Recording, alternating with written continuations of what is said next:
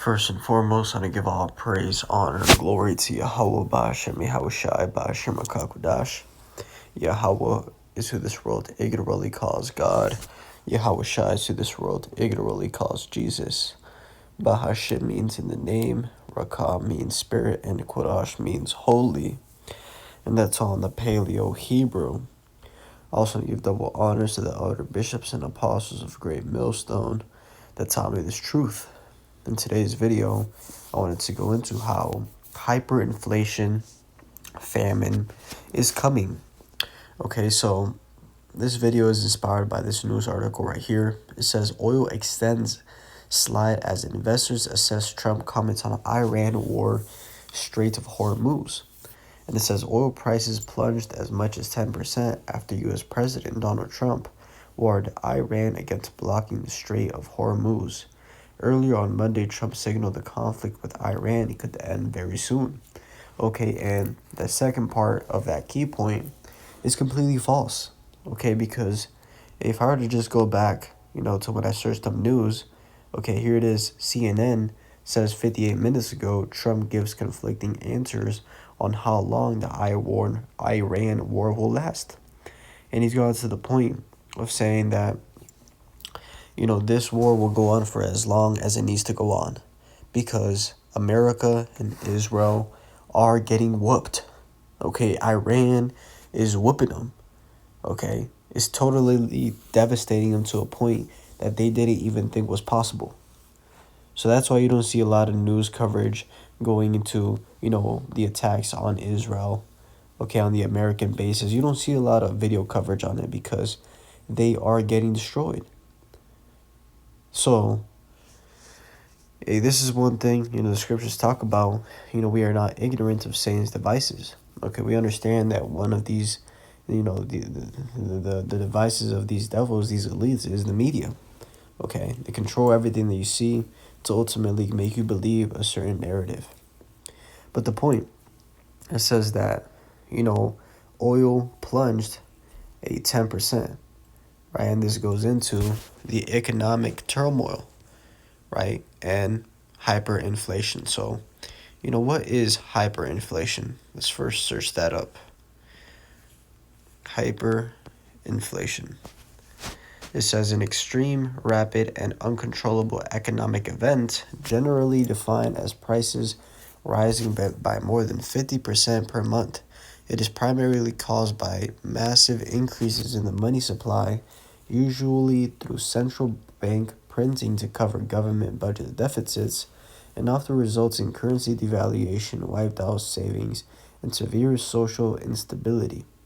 Right, so ultimately, whatever currency you have, everything becomes 20, 30, 100 times, 200 times more expensive. And that is what's coming to a state near you. Let's read it in the scriptures. Revelation chapter 6 and verse 6. It says, "And I heard a voice in the midst of the four beasts say, a measure of wheat for a penny, and 3 measures of barley for a penny, and see thou hurt not the oil and the wine." Now this is a prophecy, going into, the food and how expensive things are going to be. If you go to the Blue Letter Bible and you get that same scripture, but you read it in the NLT, Revelation 6 and 5, "When the Lamb broke the 3rd seal, I heard the living being say, 'Come.' I looked up and saw a black horse, and its rider was holding a pair of scales in his hand. And I heard a voice from among the 4 living beings say, 'A loaf of wheat bread or 3 loaves of barley will cost a day's pay, and don't waste the olive oil and wine.'" Okay, and that's what's going to come. How you can work a whole day to only have a loaf of bread. That's how bad things are going to be. And what we're seeing is the beginning of it.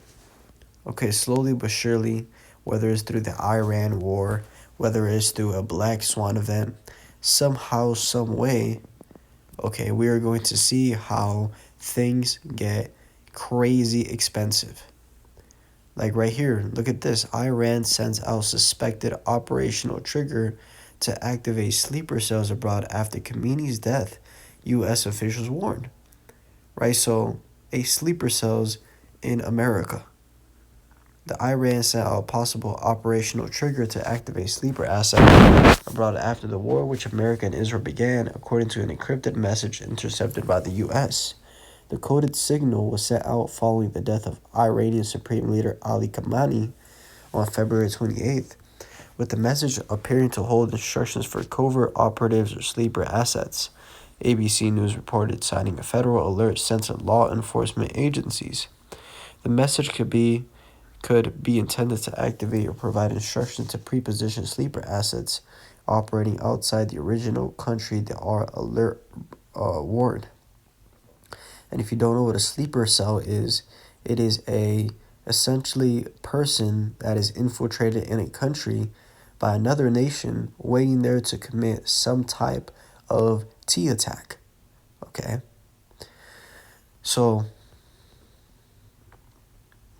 you gotta look at the media and take everything, and filter it through the scriptures, because we can, you could look at this as synthetic or organic event, right? Whether it's real or fake. And, why do I say that is because we've seen how, 9/11, the U.S. used a false flag event, and they were the ones that ultimately committed, what happened. Okay, it wasn't Osama bin Laden, it was the U.S. So we can see how these elites do the same thing all over again.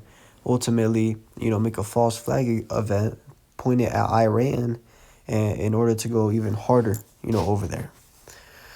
So let's go to, phone is being terribly slow right now. Wow.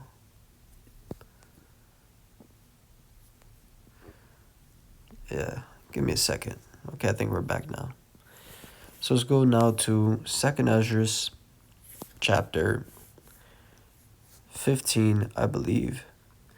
And verse 15, it says, for the sword, I'll start at verse 14. It says, woe to the world and them that dwell therein, for the sword and the destruction draweth nigh, and one people shall stand up and fight against another, and swords in their hands.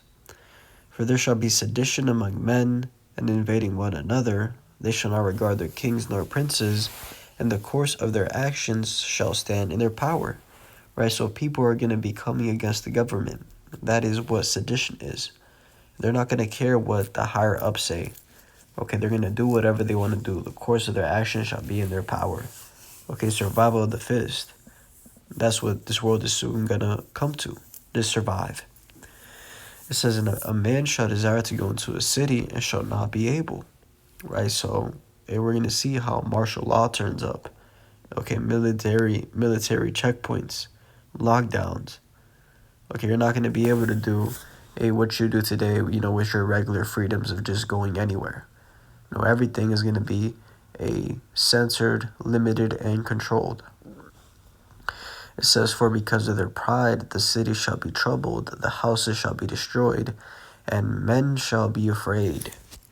A man shall have no pity upon his neighbor, but shall destroy their houses with the sword, and spoil their goods, because of the lack of bread and for great tribulation.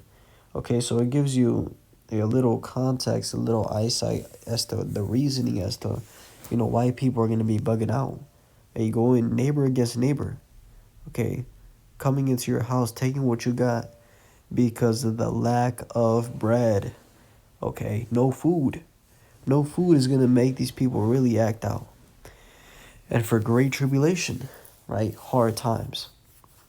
Which, as I'm reading that, it makes me think of this scripture in Isaiah chapter 9 and verse 19. It says, through the wrath of Yahweh of hosts is the land darkened, and the people shall be as the fuel of the fire. No man shall spare his brother.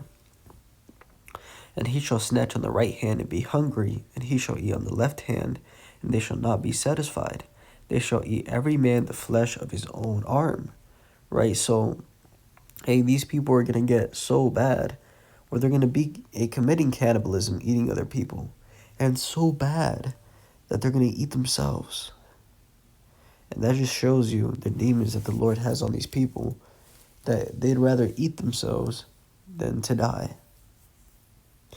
So that's why it says that it is a fearful thing to fall into the hands of the living power, because the Lord can put a straight delusion on you, right? That's also referred to in the scriptures as the plague of the mind.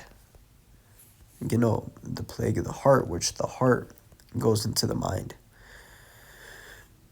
Ecclesiasticus chapter 25 and verse 13, it says, "Give me any plague but the plague of the heart, and any wickedness but the wickedness of a woman." Right, and the word heart in the Hebrew goes back to the word alab, which means mind. Right, give me any plague but the plague of the mind. Right, going crazy, because delusional people actually believe their own delusions. It says, "In any wickedness but the wickedness of a woman." Right, scriptures talk about how King Solomon found more bitter than death the woman whose hearts, whose hands is bands, snares, nets, trying to trap you up. So, hyperinflation and famine are coming. Quick hit. Hopefully this is edifying with that one. Give all praise, honor, and glory to Yahweh Ba'Shem Yahushua Ba'Shem Kakwadash, and double honors to the elder bishops and apostles of great millstone that taught me this truth. Shalom, Tilak, Shalom.